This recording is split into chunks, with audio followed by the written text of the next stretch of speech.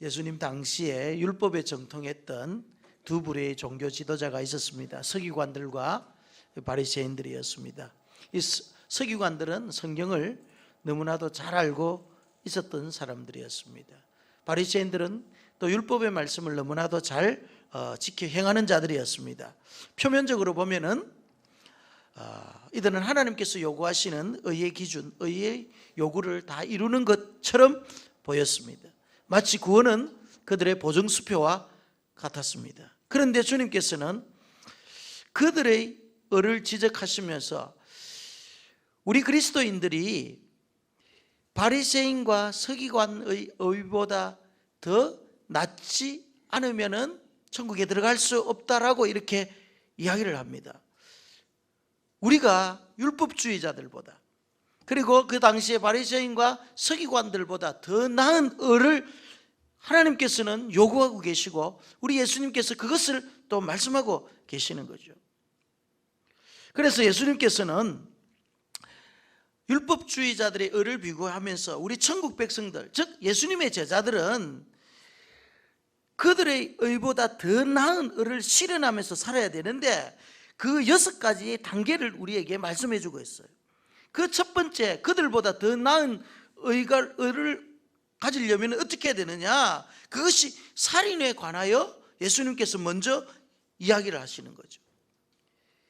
천국 시민들이 가져야 될 그 마음의 동기와 태도가 살인에 관련돼서 어떠한 마음을 가져야 되는 것인가를 먼저 이야기를 하고 있습니다. 당시 살인에 관한 율법주의자들의 생각은 어땠겠습니까? 내가 살인 행위를 하지 아니하면 나는 율법의 조문을 내가 어기지 않았다, 이렇게 생각하는 거죠. 내가 사람을 죽이지 않았으니까 나는 살인하지 않은 자다, 이렇게 자기 스스로 이야기를 하는 거죠. 그게 맞는 거잖아요. 여러분들도 마찬가지죠. 나는 살인하지 않았습니다. 그렇기 때문에 율법에 살인하지 말라고 한 그 율법의 계명을 나는 지금까지 잘 지키고 행하는 거예요. 그렇기 때문에 이 계명에 대해서는 나는 율법에 대해서 흠이 없는 것입니다. 양심의 가책이 전혀 없는 것입니다. 그런데 여러분, 예수님께서 이 살인을 이야기할 때는 그들이 가지고 있던 율법주의적인 생각과 완전히 달랐다라는 거죠. 예수님께서 말씀하시는 이 살인은 하나님의 형상을 파괴하는 모든 거예요.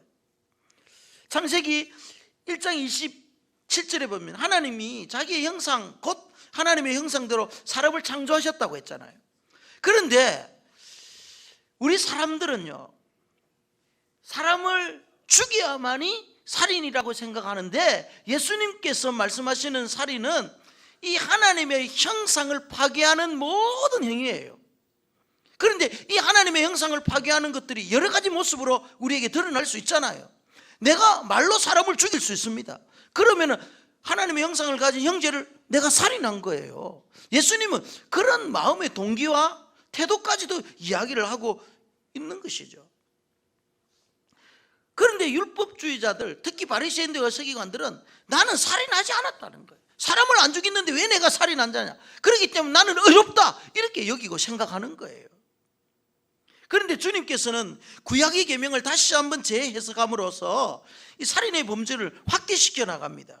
21절에 보면은 옛 사람에게 말한 바 살인하지 말라, 누구든지 살인하면 심판을 받으리라. 살인하면 심판이, 이것이 옛 계명이에요. 그런데 22절에 보면은 형제에게 노하는 자마다 심판을 받게 되고, 구약의 옛 사람이 말한 바 살인하는 자는 심판을 받게 되리라. 22절에 형제에게 노하는 자마다 심판을 받으리라. 똑같은 심판을 받는 범주를 말하고 있는 거죠. 그리고 라가라 하는 자는 공회에 잡혀가고 미련한 놈이라 하는 자는 지옥불에 들어가리라. 그러니까 옛 구약의 계명은 살인했을 경우에 심판을 받지만은 예수님께서 오셔서 새로운 윤리를 우리에게 말씀하실 때는 형제에게 노하는 자마다 심판을 받게 될 것이고, 라가라 하는 자는 공회에 잡혀가고 미련한 놈이라는 자는 지옥불에 던지리라. 살인의 개념을 말이죠, 확대 말씀하고 계시는 거예요.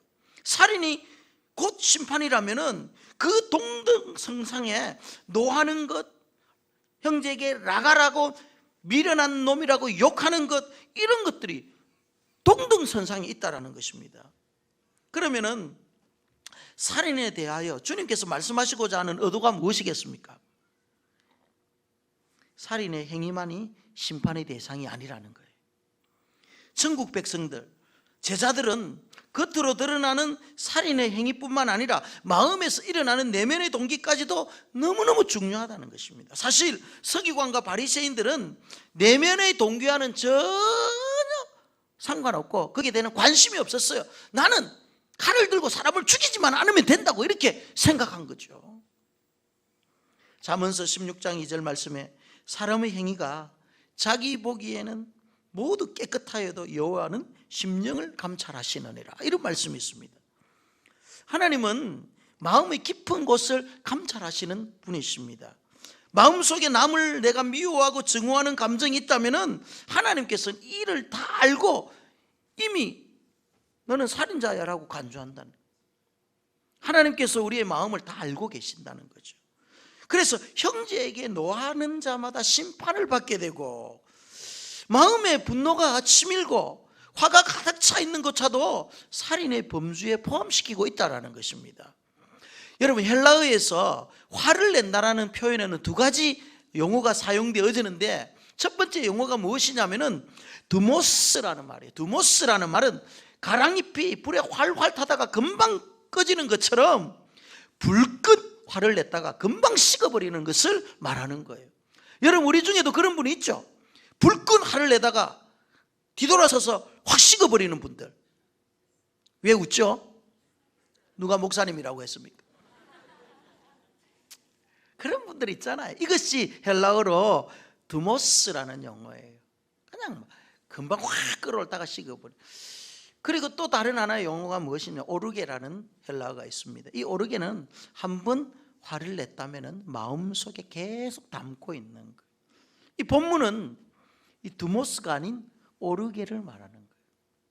한번 화를 품으면 마음속에 그대로 간직하는 분들이 있잖아요. 그렇죠? 분노를 마음에 쌓아가면요, 이것이 정으로 발전하게 됩니다. 분노가 정으로 변하면 그 대상에 대한 험한 말이 이제 나오게 됩니다. 본문의 표현처럼 라가라, 이 라가라라는 말은 골빈 놈, 머리가 텅 빈 놈, 이렇게 욕하는 거예요. 인격적으로 모독하는 말을 하는 거죠. 그래서 우리의 마음속에 이 분노가 차 있고 화가 차 있으면은 결국은 우리의 입술을 통해서 상대방의 인격을 파괴하는 말이 나오는 거예요. 그래서 제가 말씀드렸듯이 하나님의 형상을 파괴하는 모든 행위가 성경적 관점에서 보면 그게 살인이라는 거예요. 우리는 다른 사람의 목숨을 빼앗는 것, 이것만이 살인이라고 생각하는데, 성경은 이것만이 살인이 아니라 상대방의 인격을 파괴하고 하나님의 형상을 파괴하는 모든 행위가 살인이라는 거죠.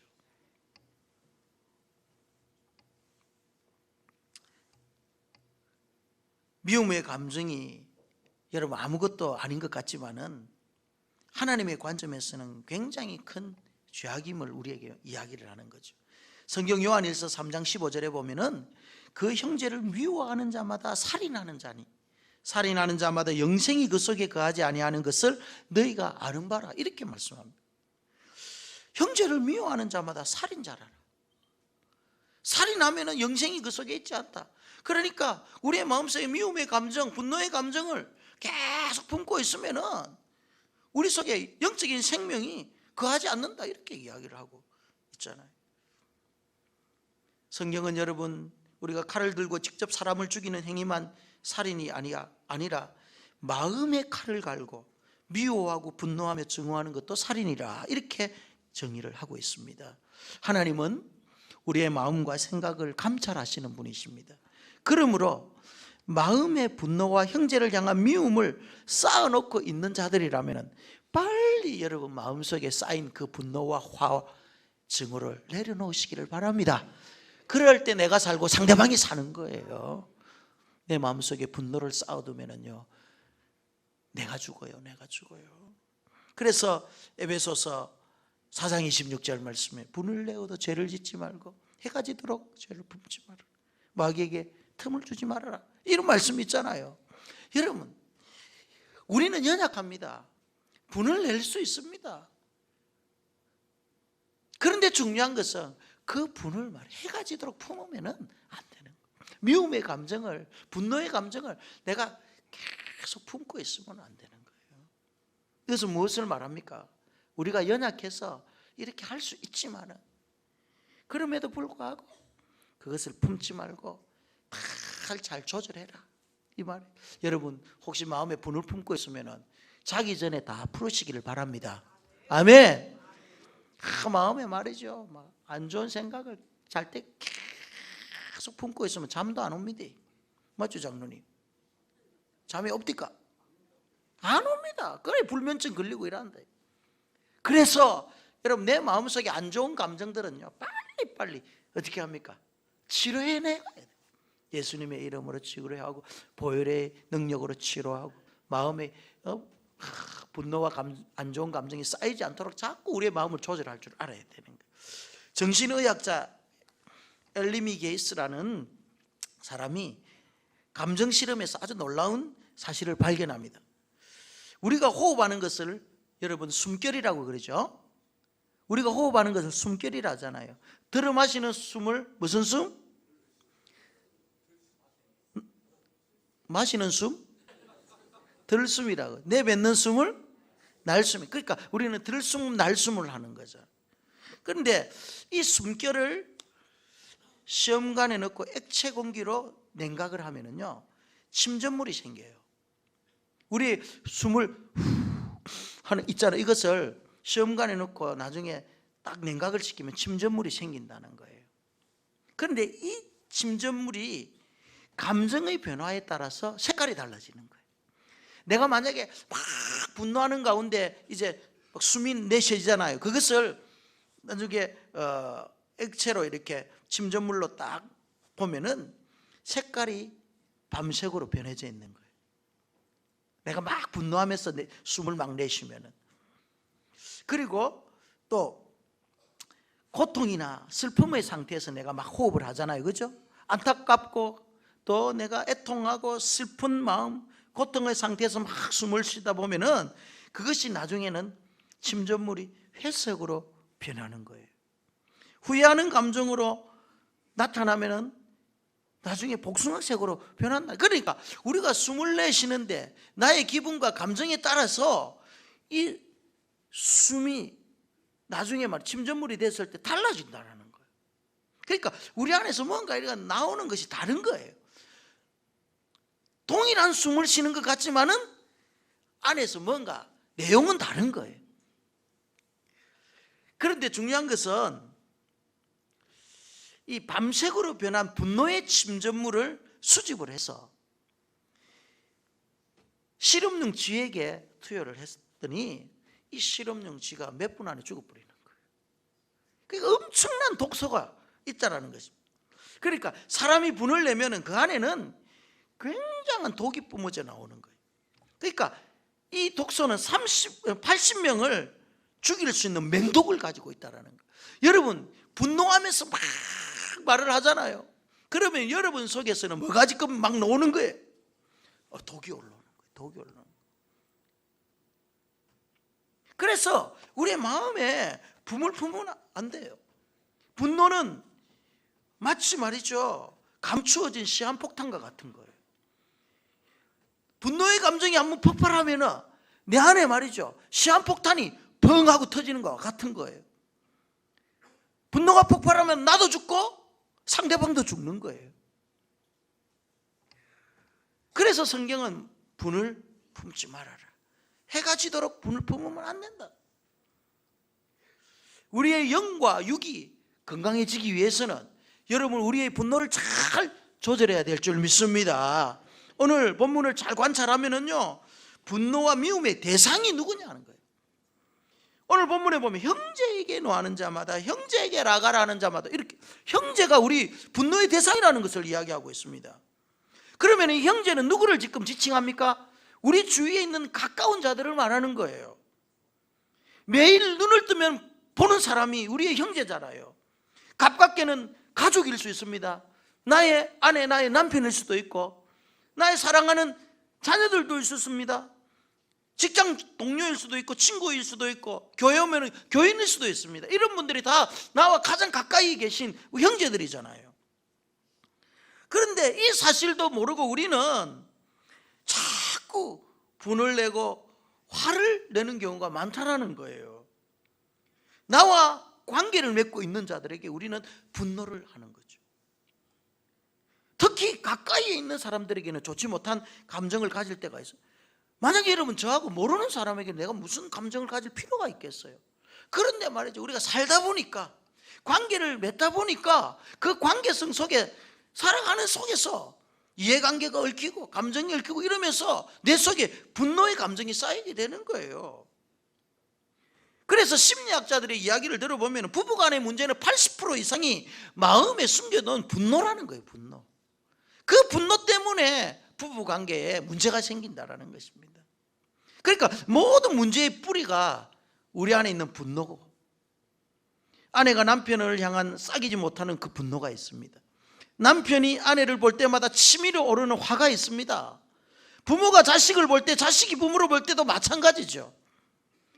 그래서 주님은 형제에게, 나의 가장 가까운 자들에게 노하는 자마다 살인하는 자라 이 말씀하는 거예요. 그렇다면 우리는 지금까지 얼마나 자주 사랑하는 가족과 형제 자매들을 마음으로 살인했냐 이 말이죠. 여러분 마음속에 분을 품고 미워하는 그런 감정 많이 가졌잖아요. 솔직하게. 그런 감정 안 가졌습니까? 장로님 많이 가지셨죠? 그럼 예수님이 그걸 살인했다.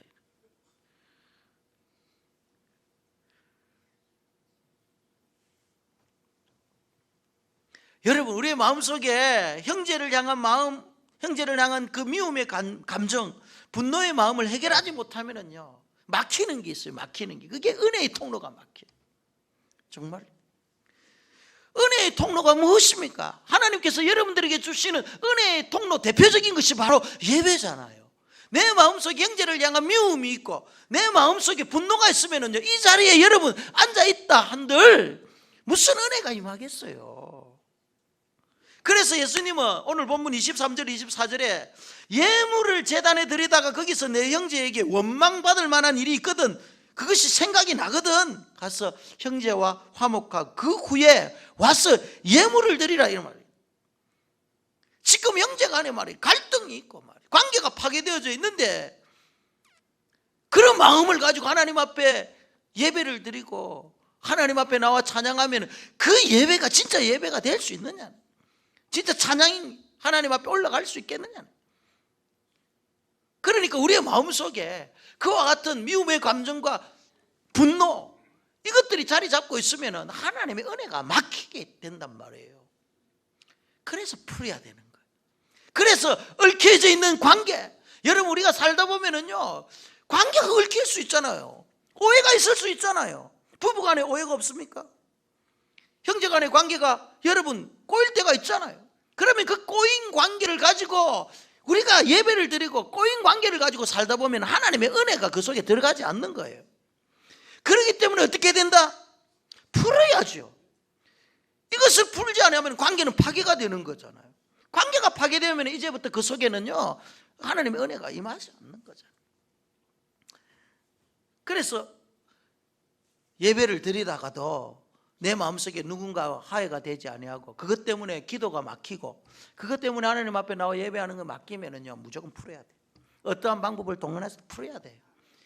내가 잘 풀지 못하면 기도해야 돼요. 하나님 정말 이 꼬인 관계 좀 풀어주십시오. 기도하고 또 기도하고 내 자신을 죽이고 또 죽이고 그래서 손을 내밀고 내 자존심을 죽이가면서 나아갈 때 그 속에서 꼬였던 관계가 풀리고 막혔던 관계들, 그럴 때 우리가 하나님 앞에 예배드릴 때 하나님의 은혜가 우리 속에 임하는 것입니다.